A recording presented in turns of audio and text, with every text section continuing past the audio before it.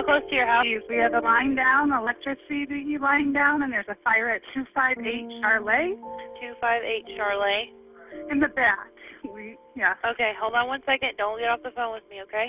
Okay, it's a big fire. Please send someone I'm out. going. Hey, line. I'm going right now, okay? Hold on one second. Let me talk to him real quick, okay? Okay. Go get in the car. Go get in the car. The first notification that I had of the fire occurred around 3 p.m. on the Sunday. And it became obvious within a very short time, not only to me, but to our county officials and our city officials, that this is going to be a major event. Copy, Josh. We'll be getting hold of whatever we can get you. We're being overrun. Josh, you need aircraft, you need everything you can get, correct? That's a burger, Chief. I need everything we got. Task force also. I'll try to get them. I don't think they're available, but I'll see what I can get you. All right. I believe we're going to lose 2-2. Stand by. Within about 4 minutes of the fire starting, the departments would realize that this needed to become an evacuation event and no longer a house-saving event. Approximately 45 minutes into the fire, a second ignition would start north of the original ignition, and then about an hour and 15 minutes into the fire, a third ignition would start south, and these three fires would all run together and make it to the Colorado River in approximately 2 hours and 20 minutes.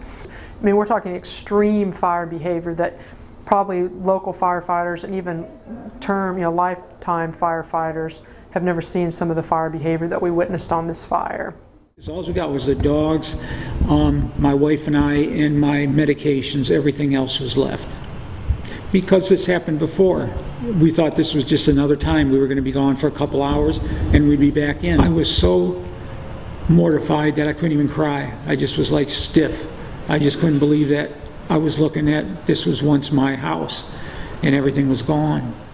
One of the reasons why we only had 2 deaths in this whole thing was because people cooperated. When the police, when the sheriff's department said you need to get out, they got out. And it saved, I'm convinced it saved many, many lives. But it was a situation that you knew that while it was not calm by any means, you went forward.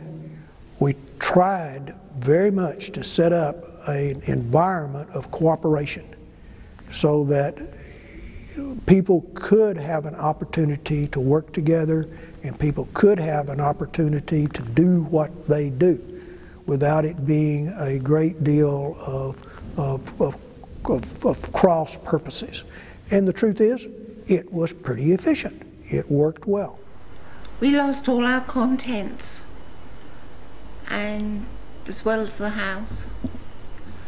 But what struck me most of all was the kindness of everybody and the generosity and the willingness to help and do things for us. That's what struck me most, how good people are. In this fire, we lost 1,660 homes on the Bastrop complex and then 25 homes for the Union Chapel, but we would only have 2 lives that would be lost. And I think a lot of the credit needs to go to the law enforcement because probably within the first 5 minutes of the fire, they were actively engaged along with the firefighters doing evacuations and would evacuate over 5,000 people in less than 2 hours. We started seeing individual citizens coming in, other towns getting together water, getting together non-perishable foods. All of those the